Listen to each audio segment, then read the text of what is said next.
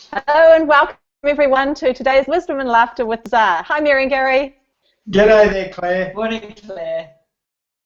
So wonderful to be here with you today. As we go through, we're talking about soulmates today, and I love DZAR's description of soulmates, and I know you guys are going to love it as well. So if you're wondering what that might be, or if you're still searching for your soulmate, as Mary said last week, today you'll find it. So we've got a beautiful conversation to have with you today. And as we are having our conversation, if you have any aha moments, any things that you'd love to comment, please type them underneath the video as you're watching and share them with us. And in this way, we can really create such a community of sharing and conversation, and it creates a really nice written resource for other people as they're going through as well. So let's just get started now. DZAR looks like they're not far off coming through. All right, I'll go for a wander. He's starting to get tired. And Keen to come in and talk to us about this today. They're always keen to have a chat. And you know, Claire, it is the whole area of soulmates and relationships is such a popular topic, obviously, and we do a lot of the Skype private readings that people have with DZAR, and a lot of them are around relationship issues where people are trying to understand what's happening in their relationship, or how do they find a relationship that they're going to enjoy, because a lot of people, you know, struggle in relationships and don't feel that they get the kind of they're not being nurtured in them, and they're not being expressed within them. And part of that often is when people say, well, you know, I'm trying to find my soulmate, and there's a real sense of finding the one that will actually make everything complete, that will bring all the pieces together. So it's I think a very human aspect of us when we look for our soulmate and for that kind of relationship. Absolutely. And it's such the one-on-one sessions that you have with people is such a beautiful way of really shifting at that frequency level where so much can unfold, and I'll share more about those later because I'm so pleased you brought those up today. Before, as DZAR is still joining us, I'd love to read a little bit from your first book that you've written, and it's about the little part of the book is called "You Are Your Own Soulmate." And in it, it says, you are all worthy of love, for you are love. You are the frequency of compassion. You simply need to know and feel this to be your true expression. You may have many soulmates in your lifetimes, and they are all there as part of your growth. So welcome, DZAR. Welcome, DZAR.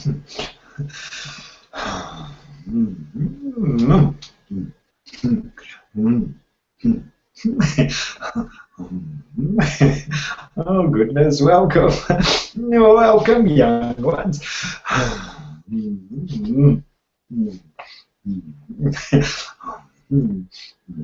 So, soulmates, oh goodness. Well, can we just say we highly recommend it. Everyone should have their soul as their mate. Friends, companions. Shall we just say don't leave home without them? Oh, goodness, yes. We've been wanting to say that for some time. So, soulmates. Oh, yeah. So, young ones. Begin to understand this expression of soulmates. You see, you are connected to your soul. This expression of you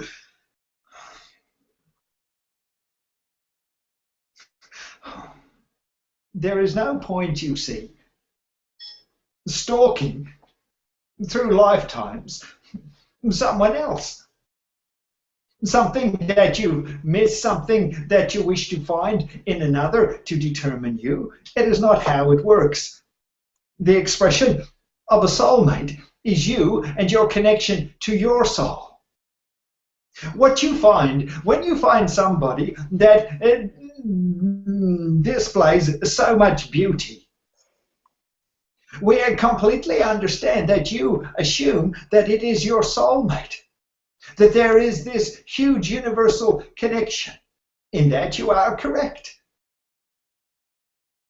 But what you are feeling is your beauty from you and their beauty in them. You come together, energy reflecting energy, you see.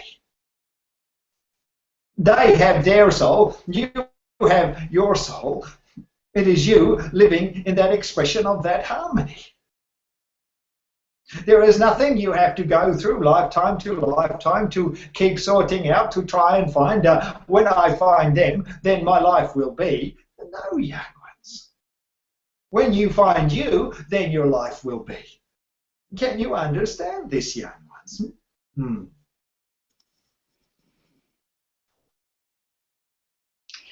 And it's a lovely sense too, Claire, that when we're with someone else that we maybe think of as our soulmate, as I say, what that person allows us to see is our own beauty. We give ourselves permission in that relationship or that interaction to feel who we truly are and to allow ourselves to be expressed. But of course, the mistake we often make is then we attribute that to the other person. We think they're the ones that hold the power, if you like, for us being that person. Whereas it's who we already are. It's just for some reason in that interaction we've given ourselves permission to express it. So as I was saying, when we allow ourselves to be that on our own, with everybody, with nobody, but just because it's who we are, then of course everybody really does become our soulmate, because how can they not be? Because we feel that same level of connection with everybody we're with.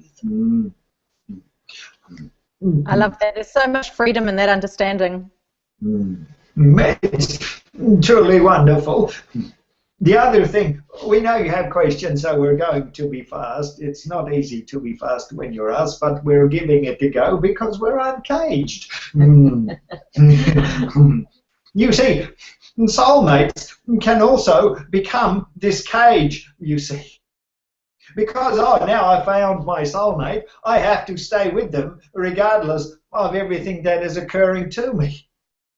I'm growing, they're standing still, or the other way around. And so this expression that you have determined as a soulmate, you use as your cage to limit you or to burden you. It is not how it works, young ones. You are not here to find your soulmate, you are here to find you. You are here to be expressed as your soul's reflection in the physical. Soul mate, you see. Soul, you, mates, you see. That is you. It's not within anyone else. But as young Mary is saying, you can easily see the beauty of another being reflected within you, because that is your reflection as you see. Perfect.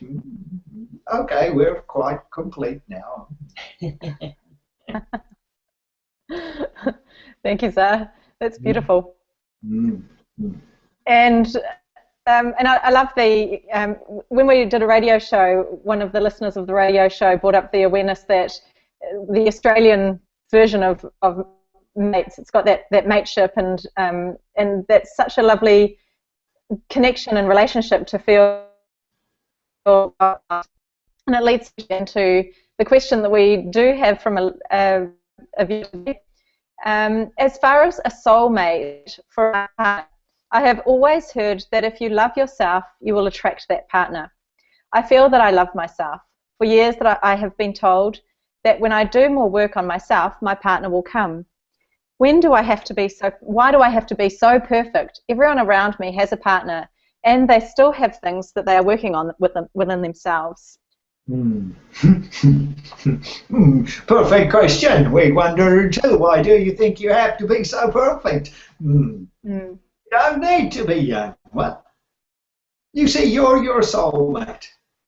You're working on you, not to get something else, but to get you, you see. If energy is reflecting energy, then all you're doing by working on you, hoping that someone perfect will show up for you, is you're working on more lack for self. So no wonder they haven't shown up, because there's that expression of lack for you. You cannot find yourself in another. It is important, you see, young ones, for you to understand this. Oh, you work upon yourself because you are worthy to do so, because that is your purpose. To expand your knowing of self so that the energy of you will grow this universe, not to find someone to snuggle up with you saying, oh goodness, no. What do you think, young Mary? Yeah, the snuggling up's not such a bad part of it, but it's a sense too that when we think we have to be a particular way and have to be perfect and get it right, then that becomes such a cage, because we're never perfect. We're always in the stage of growing and allowing and becoming more. And it's interesting, I think, for this person to explore why they want the soulmate.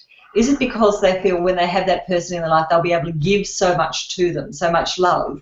In which case, it'd be interesting to look at how much do they give that love already to themselves. Because until we do that for ourselves, we're not really going to be in a position to give it freely and fully at an energetic level to anybody else. So it'd be interesting exploring why, what will that relationship give, and then start to give that to themselves.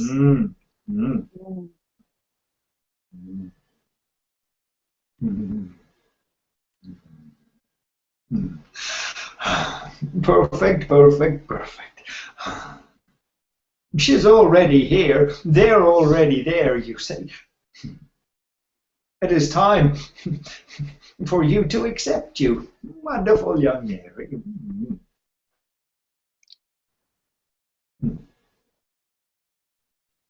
Off you go. Thank you, Zar.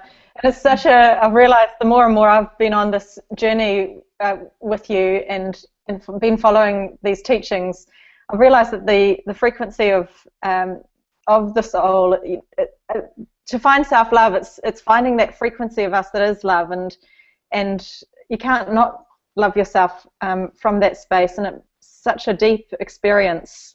Rather than just, giving myself a warm bath with, essential oils and things every now and again. So it's finding that frequency of our own love and our own true essence, and energy, reflecting energy from that space. Yeah. And when you were saying before, Claire, about the awareness that someone shared that soulmate has that lovely Australian connotation of mateship, where your mate is with you through thick and thin, and they'll be there to support you, and they've always got your back, and you can have fun with them, and you can be serious. And I think for me, that's how I see my relationship with my soul. That my soul is always there for me. I mean, I know that sounds silly because where could it ever go? But in that emotional and energetic sense, it's always there. It sees who I am in my perfection, even when I've got no idea that that is who I am, when I forget that. And that's the true beauty of a soulmate, because when we know that we are our own soulmate, there's no judgment. We can be as perfect, or we can feel as flawed as we think we may be, and our soul will always embrace us. And so it's a lovely way to practice that space of compassion for self and self-acceptance and self-worth. I love that. It's so beautiful. Thanks, Mary. And so anything else you want to say about that, Zar, before we move on to talking about what we're going to cover next time? So one little piece. Young ones, please do not cage yourself by what you think should be. Do not cage, I need to find a soulmate, and so I spend my life looking for them, and all the time you're denying yourself because you want to find this perfection.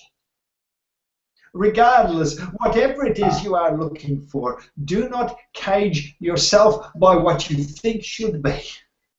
This is a life of freedom, young ones. Allow yourself to make your choices based on you living as that knowing, as that freedom. So we'll be quiet now.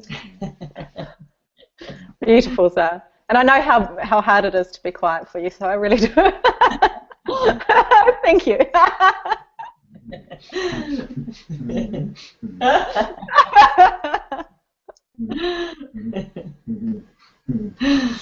Okay, now here's where I'm having lots of fun. Ready?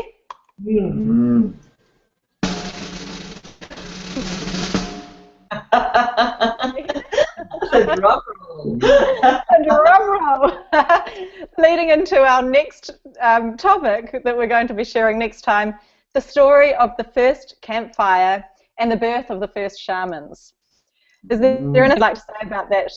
In fact, I know there's something you want to say about that before we finish up today.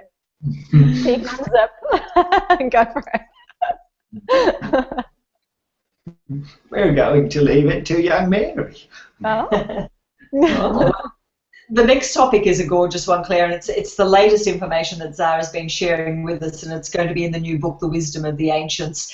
And it's the understanding that they've given us about our ancient lineage. For all of us really who are on this spiritual path, who are looking to be more connected to our soul, to nature, to others, to live in a very different way in the physical form, it's because we were part of a movement, an energetic and physical movement that began over 70,000 years ago. So we're all possibly a lot older than we even give ourselves credit for. And the story of the first campfire is the story that DZAR shares with us about that initial coming together and the energies that came forward from all that is, the first 5,000, as DZAR has called them, and how they touched humanity and created the first shamans. It's where shamanism began. So it's a beautiful conversation, and for a lot of people as they hear this information, so much falls into place. There are a lot of aha moments as we hear this because there's a real memory of our lineage that begins to return. Incredible. There should be applause then, applause. All right, ready? Laughter.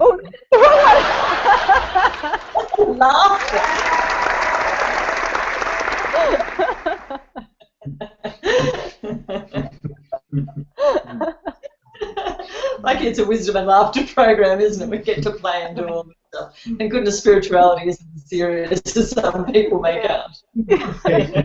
It's the path of joy, isn't it? The laughter's always appropriate.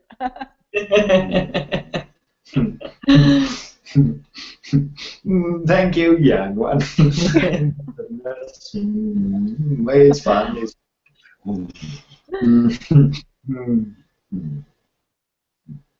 Thank you, DZAR.